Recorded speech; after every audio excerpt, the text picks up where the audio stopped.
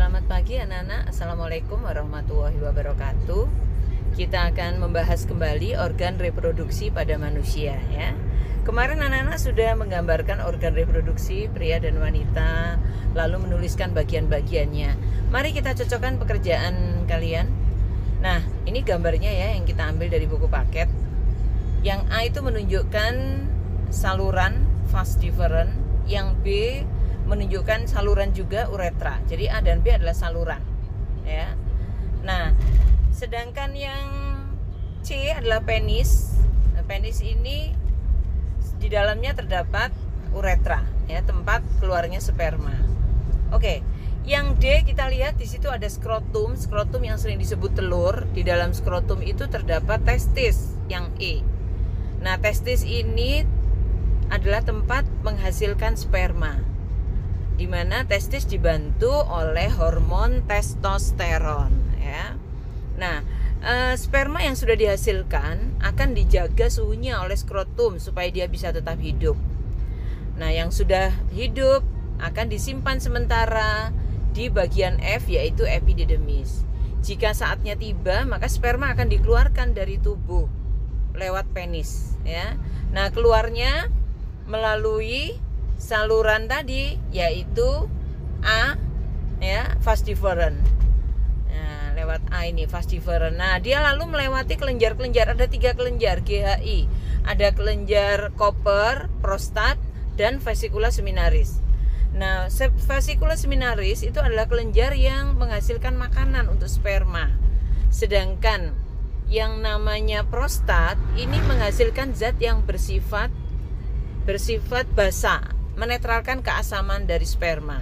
Sedangkan kelenjar Koper ini menghasilkan lendir ya. Nah, setelah itu sperma baru akan dikeluarkan melalui penis dari saluran uretra yang ada di dalam penis. Nah, itu anak-anak bagian-bagian dari alat reproduksi pria ya. Sekarang kita lihat bagaimana alat reproduksi wanita. Nah, alat reproduksi wanita kita lihat yang A. Yang A itu adalah ovarium. Ovarium ada 2, kanan dan kiri. Ovarium adalah tempat menghasilkan sel telur ya. Nah, setelah itu yang B itu adalah oviduct atau saluran telur, sering disebut juga tuba fallopi. Sedangkan yang C adalah infundibulum. Yang D adalah rahim, mungkin dianggapnya bagian dalam ya.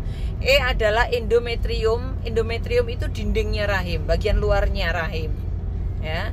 Yang F adalah vagina, sedangkan yang G adalah serviks, mulut rahim.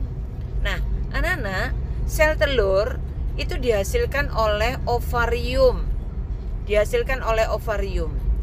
Disitulah proses terjadinya oogenesis. Oogenesis adalah proses terbentuknya sel telur ya. Untuk terjadi oogenesis ini perlu hormon ya, hormon estrogen namanya. Nah, kalau testis menghasilkan sperma dibantu testosteron, proses terbentuknya sperma itu disebut dengan spermatogenesis. Kalau terbentuknya sel telur disebut dengan oogenesis ya. Nah, disitulah terbentuk sel telur di ovarium dengan proses oogenesis tadi dengan bantuan hormon estrogen. Setelah matang, maka sel telur tadi akan keluar dari ovarium. Lepasnya sel telur dari ovarium itu prosesnya disebut ovulasi ya. Sel telur tadi akan diarahkan ke arah oviduct oleh infundibulum. Jadi infundibulum itu berupa bulu-bulu anak-anak, bulu-bulu yang mengarahkan sel telur menuju oviduct atau tuba fallopi yang B ya.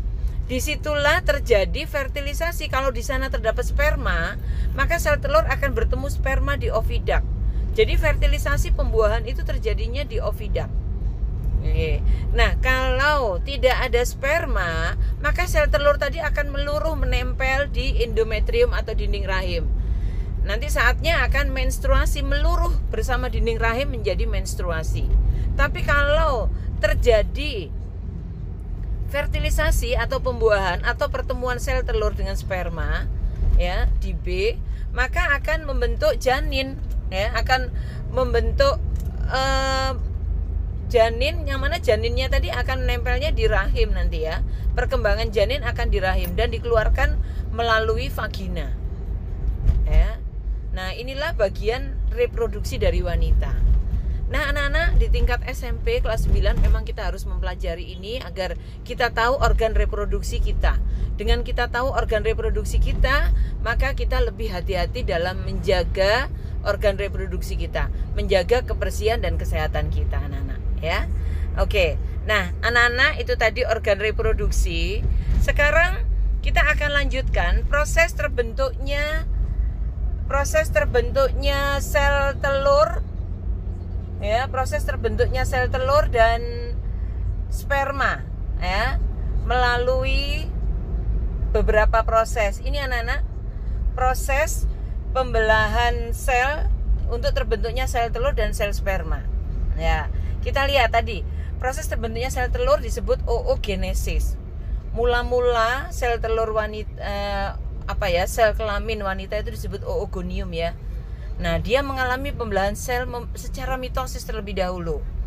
Nah, dia membelah secara mitosis menghasilkan oosit primer. Setelah itu dia mengalami pembelahan meiosis tahap 1, dia menjadi oosit sekunder. Nah, dia mengalami lagi meiosis tahap 2, baru menjadi ovum. Nah, ovum inilah yang akan tumbuh menjadi sel telur dewasa, anak-anak.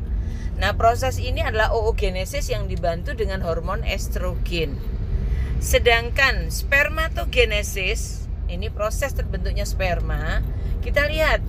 Nah, spermatogonium mengalami mitosis menjadi spermatosit primer, mengalami meiosis menjadi spermatosit sekunder, mengalami meiosis yang kedua menjadi spermatid. Baru dia berkembang menjadi spermatozoa, ya, atau sperma dewasa. Ini terjadinya di testis dengan bantuan hormon testosteron. Oke, anak-anak? Bisa dipahami, anak-anak ya? Oke. Semoga bisa dipahami. Untuk itu Bu Uci ingin lihat kalian mengerjakan kuis, ya. Kuisnya ini dikerjakan untuk menguji pemahaman anak-anak sampai di mana anak-anak mengerti yang Bu Uci terangkan kali ini. Oke. Selamat mengerjakan kuis, anak-anak.